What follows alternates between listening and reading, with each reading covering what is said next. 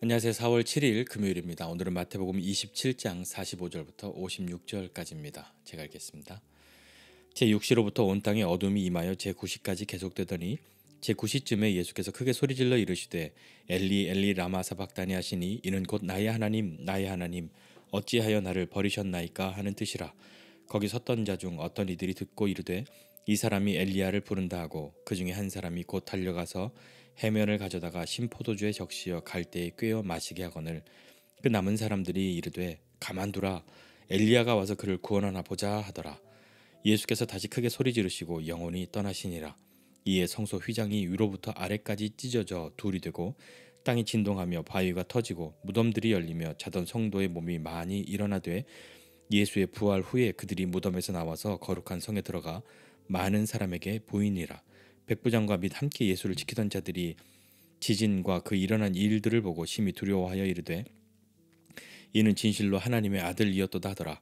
예수를 섬기며 갈릴리에서부터 따라온 많은 여자가 거기 있어 멀리서 바라보고 있으니 그 중에는 막달라 마리아와 또 야고보와 요셉의 어머니 마리아와 또 세베대의 아들들의 어머니도 있더라.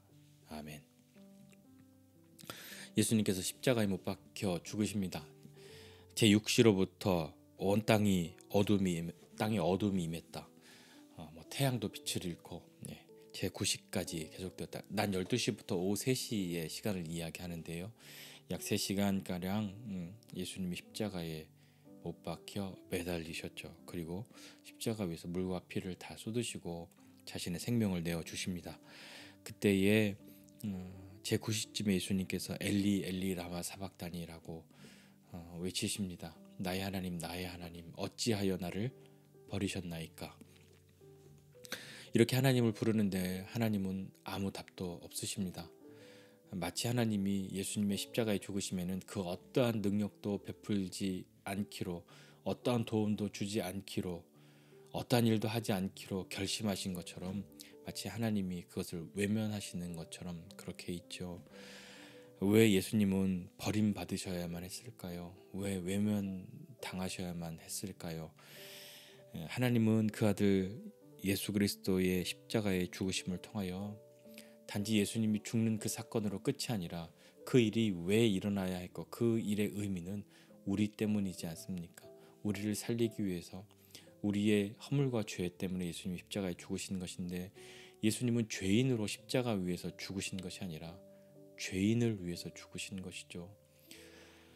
비록 종교 재판과 그리고 빌라도의 그런 포기, 그것을 통해서 예수님이 십자가에 죽으시는 그 형벌을 받으셔야 했지만 그것은 마땅히 우리가 받아야 할 그 죄의 형벌에 대한 그 모든 것을 예수님께서 단번에 한 번의 희생으로 우리를 위한 희생 제물로 하나님께 드려진 바 되시기 위하여서 그렇게 십자가에서 죽으신 것이죠.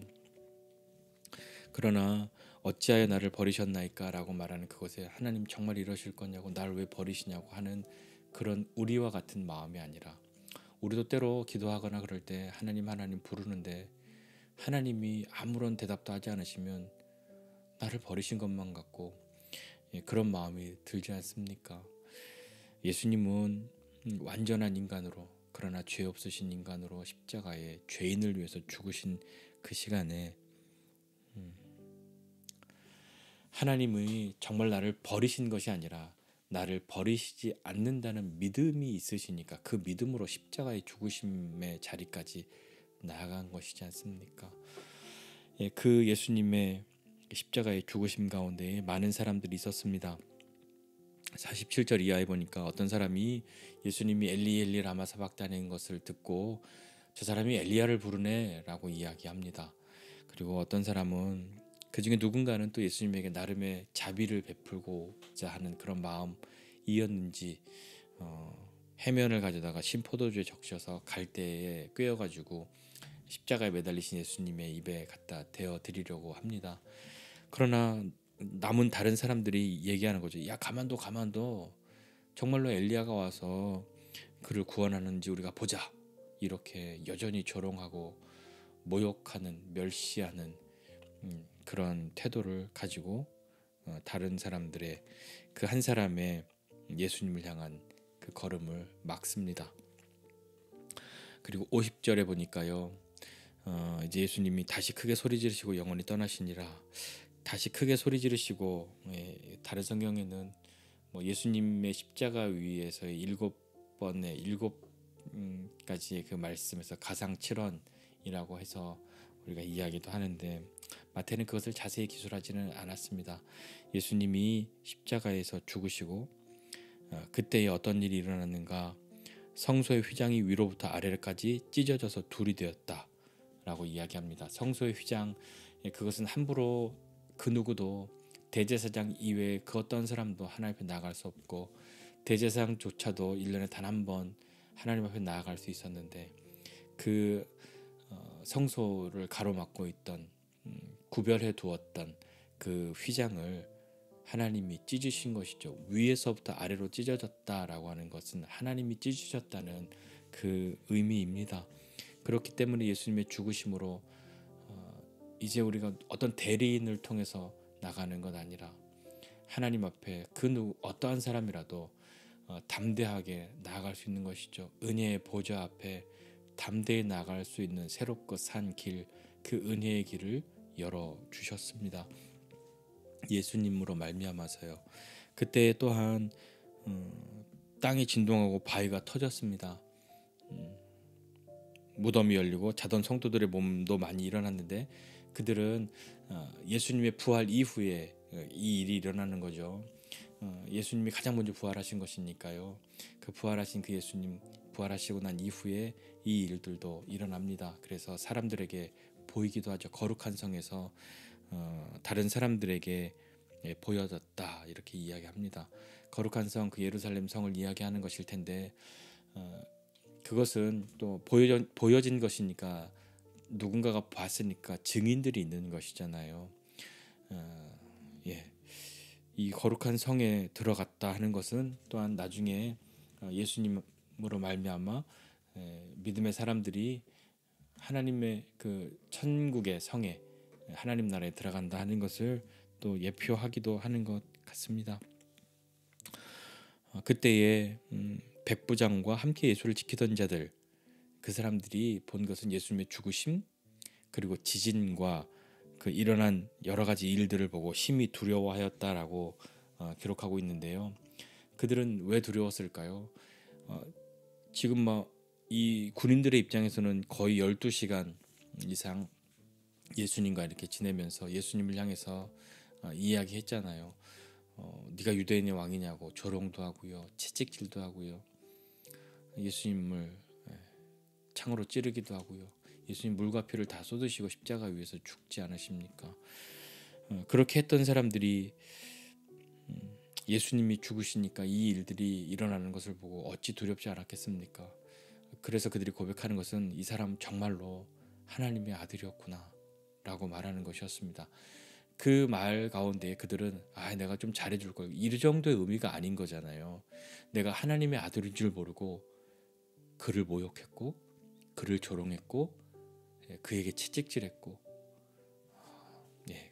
그러니까 더 두려웠던 것이죠.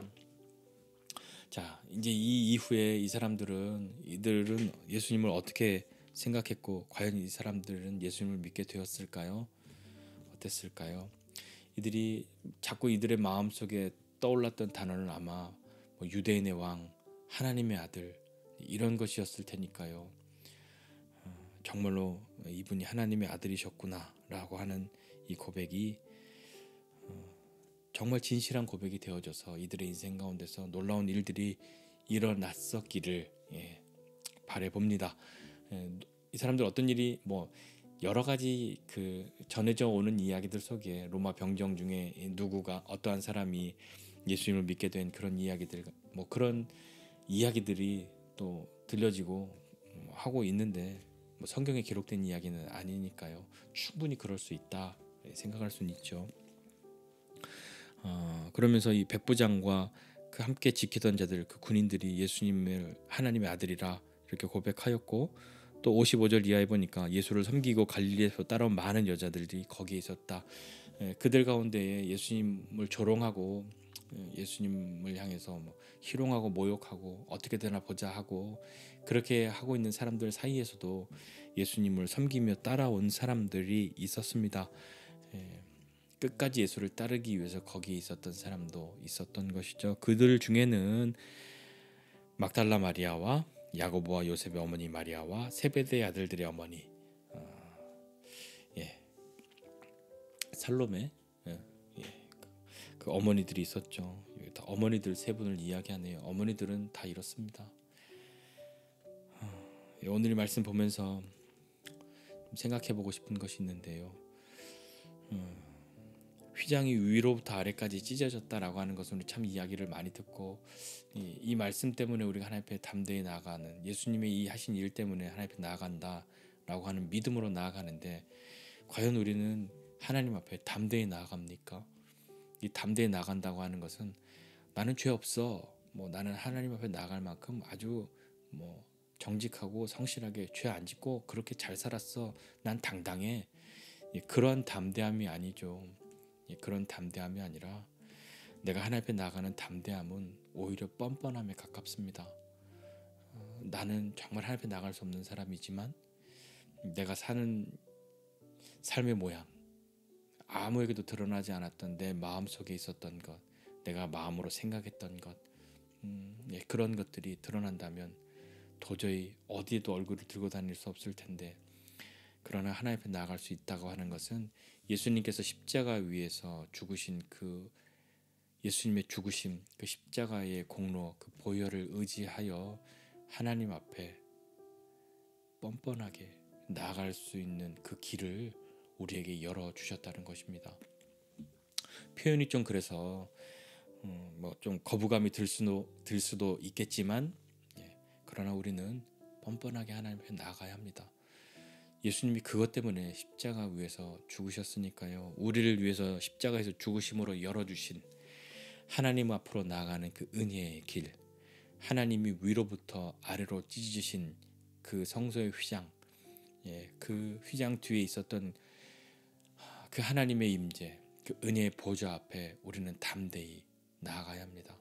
다시 한번 오늘도 우리는 하나님 앞에 당당하게 나는 너무 자랑스럽게 나는 너무 자격이 있어 내가 행위로 자격이 있어 그런 사람 아무도 없고 다만 우리는 오늘도 주님을 의지해 주님을 의지하고 예수님의 십자가의 보혈의 공로를 의지하여 뻔뻔하게 다시 하나님 앞에 나가는 저와 여러분 모두가 되시기를 주님의 이름으로 축복합니다. 기도하겠습니다. 하나님 아버지 은혜와 사랑을 감사드립니다. 하나님 우리 오늘도 주님 앞에 나아갈 그 은혜의 길 그 길이 우리에게 있음을 감사합니다. 그 은혜의 길은 우리가 열심히 살았기 때문에 내가 잘 믿어드렸기 때문에 생겨난 길이 아니라 예수님이 우리를 위하여 십자가에 죽으셨기에 그 십자가의 죽으심으로 말미암아 우리를 위하여 흘리신 그 보혈의 공로를 의지하여 오늘도 우리는 담대하게 뻔뻔하게 하나님 앞에 나아갑니다.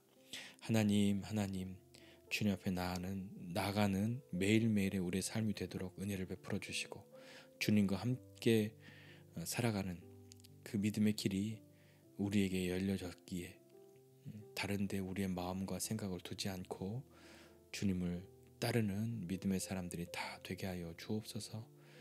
주님 많은 사람들이 주님을 조롱하고 그 가운데 주님을 따르겠노라고 말했던 많은 사람들이 보이지 않는 그때 지금도 그러한 때를 살아가고 있는 것만 같은데 우리도 그러할 수밖에 없는 사람이나 주님 오늘도 뻔뻔하게 주님을 의지하고 주님 곁으로 나아가는 믿음의 사람들 다 되도록 은혜를 베풀어 주신 그 주님을 믿고 나아가는 우리 되게 하여 주옵소서. 도와주옵소서. 감사드리고 예수님의 이름으로 기도드립니다. 아멘.